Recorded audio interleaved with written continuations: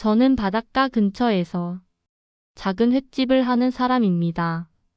관광지처럼 북적이는 동네는 아니에요. 근처 공장에서 일하는 사람들, 오래 산 동네 주민들, 주말이면 낚시 왔다가 들르는 사람들, 그렇게 얼굴 익은 손님들로 하루하루를 버티는 그냥 평범한 바닷가 횟집입니다. 어느 날부터인가 이르는 훌쩍 넘어 보이는 할머니 한 분이 매일같이 가게를 찾기 시작했습니다. 그 자체로는 이상할 게 없었죠. 문제는 주물량이었습니다. 참돔에 10kg만 포장해줘요. 처음엔 잘못 들은 줄 알았습니다. 예? 몇 킬로요? 10킬로. 내일도 올 테니까 오늘처럼 해줘. 그날만 그랬다면 아, 큰 잔치가 있나 보다 하고 넘겼을 겁니다. 그런데 다음 날도 그 다음 날도 똑같이 참돔에 10kg이었습니다.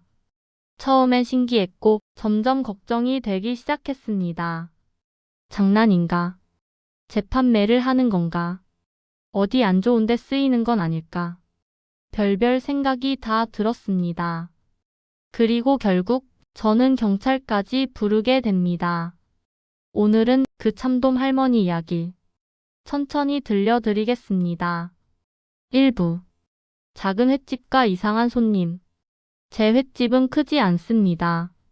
겨울이면 바닷바람이 문을 흔들고 여름이면 문을 활짝 열어놓고 선풍기 2대로 버티는 가게입니다. 아침에는 배에서 내린 생선을 받고 점심에는 회덮밥, 저녁이 되면 소주잔 부딪히는 소리가 하루를 마무리합니다. 어렸을 때부터 저는 아버지 옆에서 생선 손질하는 걸 보며 자랐습니다. 아버지가 바다일을 그만두시고 가게를 보시다가 이제는 제가 회칼을 잡고 있습니다. 그날도 평소처럼 아침 손질을 마치고 점심 준비를 하고 있었습니다. 문이 열리더니 키는 작지만 허리가 꼿꼿한 할머니 한 분이 걸어 들어오셨습니다. 잘 다린 코트, 단정하게 핀으로 집어 올린 머리, 낡았지만 깨끗한 천 가방 하나. 조용히 들어와 카운터 앞으로 성큼 다가오시더니 이렇게 물으셨습니다. 참돔 있어요? 예, 오늘도 좋은 거 들어왔습니다. 그럼 참돔에 10킬로만 포장해줘요. 순간 저는 귀를 의심했습니다. 10킬로면 큰 가족 모임이나 단체 예약이 들어왔을 때 나가는 양입니다. 10킬로요? 오늘 잔치 있으세요? 그냥 포장해 달라니까. 여기 현금. 봉투를 꺼내는 손이 의외로 단단해 보였습니다. 그날은 그냥 이상한 손님 한 번 왔다. 그렇게 생각하고 포장을 해드렸습니다. 그런데 다음날 할머니가 또 오셨습니다. 참돔 어제랑 똑같이 사흘째 되는 날에는 제 팔이 먼저 항의를 했습니다. 참돔을 매일 10킬로씩 손질하니 손목이 저릿저릿했습니다. 그래서 조심스럽게 물어봤습니다. 할머니, 혹시 큰 모임 있으세요? 이렇게 매일 10킬로씩 사 가시면 할머니는 제 눈을 보지 않았습니다. 그냥 필요해서 사가는 거니까 너무 신경 쓰지 말아요. 그 말투에 더는 묻지 말라는 선이 느껴졌습니다. 하지만 사람 마음이란 게 그게 잘 안 되죠. 이렇게 비싼 회를 매일 이렇게 많이 도대체 어디에 쓰시는 걸까? 그날 저녁 가게에 있던 단골 손님이 슬쩍 한마디 했습니다. 사장, 요즘 그 할머니 덕에 장사 잘 되겠네? 웃으면서도 조금은 의심 섞인 말투였습니다. 또 다른 손님이 거들었습니다. 요즘 이상한 범죄도 많고 뉴스도 뒤숭숭한데 이거 그냥 넘어가도 되나 몰라. 그 말이 내 마음에 콕 박혔습니다. 2부. 의심과 신고. 할머니의 주문은 일주일 내내 계속됐습니다.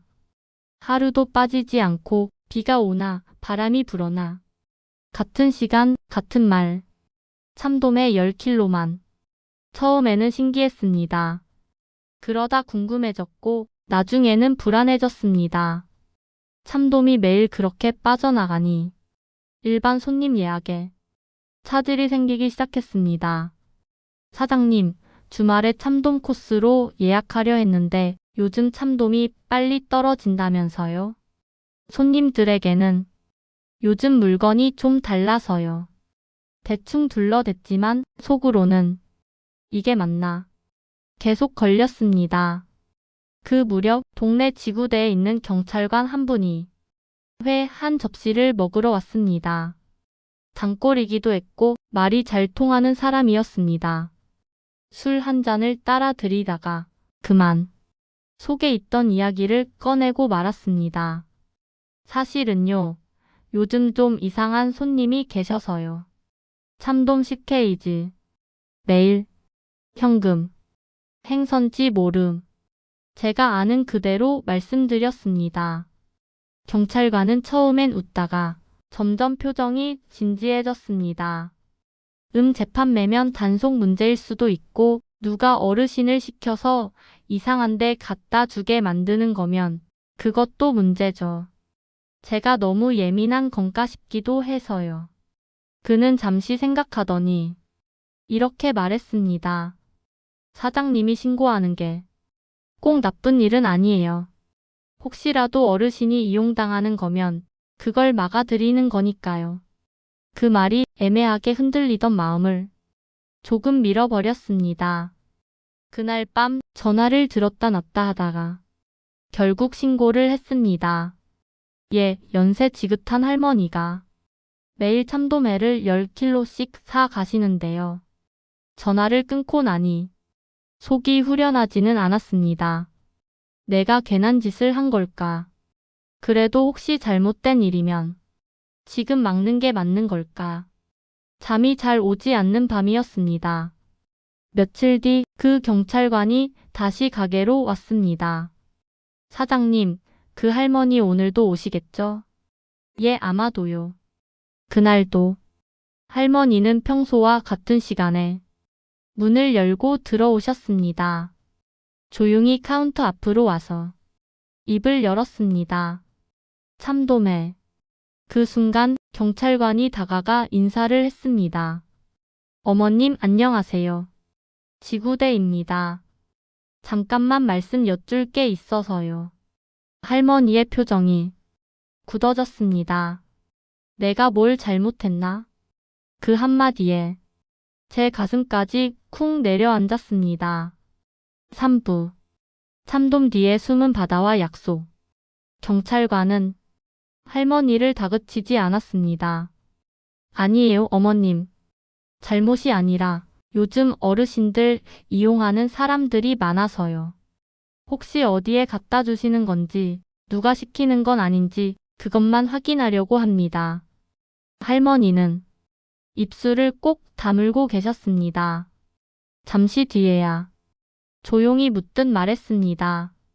내가 어디에 갖다 주는지 꼭 말해야 하나? 불편하시면 저희가 같이 가서 보고만 오겠습니다. 그렇게 해서 이상한 동행이 시작됐습니다. 참돔에 10kg 담긴 아이스박스를 들고 할머니는 버스를 타고 경찰차와 제 차는 그 뒤를 따라갔습니다. 바닷가 반대편으로 언덕을 올라가다 보니 요양원이라는 간판이 보였습니다. 할머니는 익숙한 듯 자연스럽게 안으로 걸어 들어갔습니다. 요양원 안에는 소독약 냄새와 죽 끓이는 냄새가 섞여 있었습니다. 할머니는 곧장 한 병실 앞에 섰습니다. 문 옆 작은 종이에 이렇게 적혀 있었습니다. 해양사고업 피해 어르신 전담실. 문을 열자 얼굴이 까맣게 그을린 어르신들이 여럿 보였습니다. 누군가는 팔이 없고 누군가는 한쪽 다리를 잃은 모습이었습니다. 할머니를 보자 누워있던 한 어르신이 외쳤습니다. 어이구, 오늘도 참돔이요? 오늘은 냄새 맡아보니 살이 아주 좋구먼. 그제야 할머니 얼굴에 웃음이 번졌습니다. 에이, 입맛 까다로운 늙은 것들. 참돔 아니면 또 안 먹지. 요양원 한쪽 조리실에서 조리사가 아이스박스를 열어보며 말했습니다. 할머니, 이렇게 또 많이 가져오시면 어떡해요. 본인 생활도 있으실 텐데. 내가 알아서 하는 거야. 이 양반들이 언제 또 회 먹어보겠어. 경찰관이 조심스럽게 다가가 여쭈었습니다. 어머님, 이 어르신들이랑은 어떤 사이세요? 할머니는 창밖으로 보이는 바다 쪽을 한번 바라보더니 조용히 말했습니다. 저 양반들 다 우리 영감이랑 같이 바다 나가던 사람들이야. 젊었을 적 할머니의 남편은 어선에 타는 어부였습니다. 어느 날 평소처럼 바다에 나갔다가 기상이 갑자기 나빠졌고 배가 뒤집혔습니다. 7명이 타고 있던 배에서 2사람은 돌아오지 못했습니다. 그중 한 사람이 할머니의 남편이었습니다. 저기 오른쪽에 누워있는 양반. 저 사람이 선장님이야. 평생 우리 영감 미안하다고 내 얼굴만 보면 울어. 선장님이라 불리는 어르신이 힘겹게 고개를 끄덕였습니다. 또 오셨네요, 아주머니. 선장 양반, 회 먹을 힘은 있지?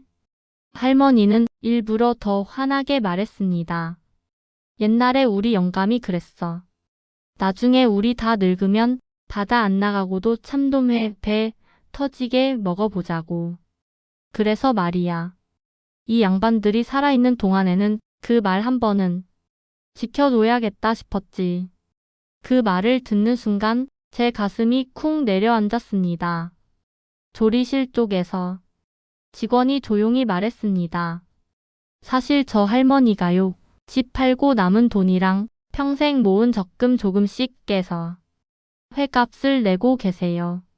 저희가 말려도 이 양반들 다 갈 때까진 내가 책임질란다고 하세요. 저는 그 자리에서 고개를 들 수가 없었습니다. 사부, 죄책감과 사과, 그리고 새로운 약속.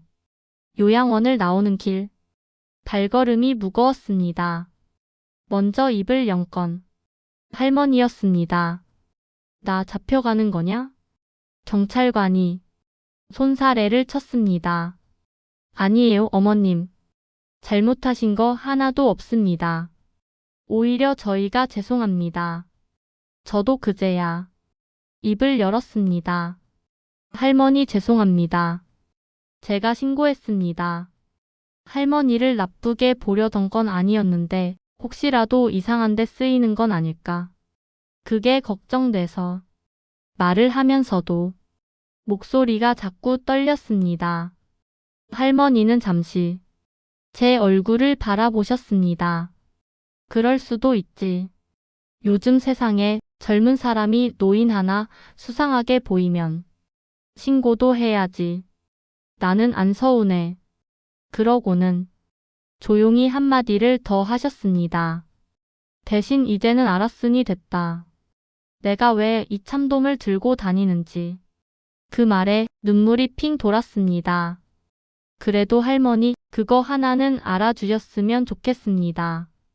처음엔 제가 할머니를 의심했지만 이제는 할머니 덕분에 이 동네 사람들까지 같이 좋은 일을 배우고 있다는 거요. 할머니는 그 말을 듣고 유난히 조용히 웃으셨습니다. 그래? 그럼 됐지 뭐. 잠시 뒤 제가 물었습니다. 할머니, 앞으로도 계속 이렇게 10kg씩 사 가실 거예요? 할머니는 창에 비친 자기 모습을 한번 보더니 나직하게 말했습니다. 몸이 허락하는 동안은. 근데 요즘 힘이 좀 붙인다. 그래서 사장한테 부탁 하나 하려고 했어. 예, 말씀하세요. 혹시 내가 못 올 날이 오면 말이야. 그땐 사장이 좀 대신 보내줄 수 있겠냐. 돈은 내가 지금까지 모아둔 것 좀 맡겨놓고 쓰든지 아니면 사장이 알아서 손해 안 보는 선에서 좀 보태주든지. 그 말을 듣는데 신고 버튼을 눌렀던 제 손가락이 떠올랐습니다. 할머니, 제가 도와드리겠습니다. 아니, 같이 하겠습니다. 10kg씩이 아니어도 한 달에 한 번이든 두 번이든 제가 회값을 좀 보태서라도 어르신들 드실 수 있게 해볼게요. 옆에 있던 경찰관도 말했습니다.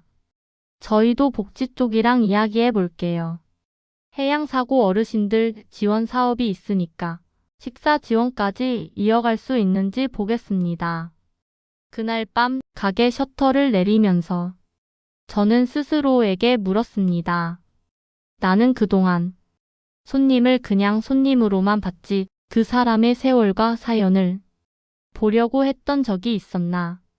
5부 마지막 참돔 그리고 참돔 할머니 날. 시간은 흘렀습니다. 할머니가 가게를 찾기 시작한 지 몇 달이 지났습니다. 그 사이 할머니의 걸음은 더 느려졌고 숨소리도 조금씩 거칠어졌습니다.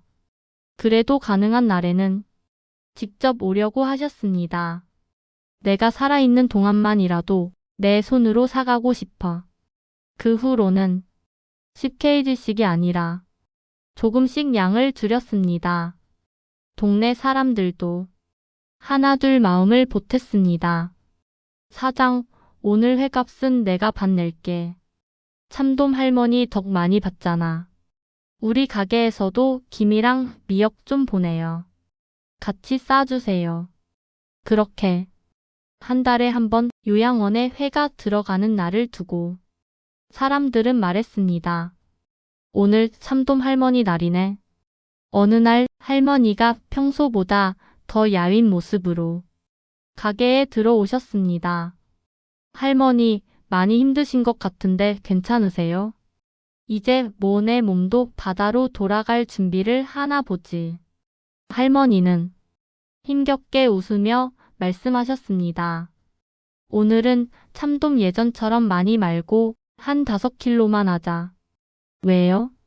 어르신들 입맛이 줄어드셨어요. 할머니는 고개를 저었습니다. 지난주에 선장 양반이 떠났어. 이제 참돔 맛보고 웃어줄 사람 하나가 더 줄어버렸지. 남은 양반들도 예전만큼 많이 먹지는 못해. 가슴이 또 먹먹해졌습니다. 참돔을 손질하면서 마음속으로 빌었습니다. 부디 오늘 이 참돔이 할머니 입에도 어르신들 입에도 오래오래 남는 맛이었으면 좋겠다. 포장을 마친 뒤 할머니가 계산을 하려는 순간 제가 먼저 말했습니다. 할머니, 오늘 건 제가 계산하겠습니다. 그동안 할머니 덕에 저도 많이 배웠습니다. 이건 제가 할머니께 대접하는 겁니다. 할머니는 잠시 제 얼굴을 보다가 물었습니다. 그럼 나 부탁 하나만 더 해도 되겠나? 예, 말씀하세요. 나 혹시 갑자기 못 오게 되더라도 참돔 할머니 날 그냥 없애지마는 말아줘.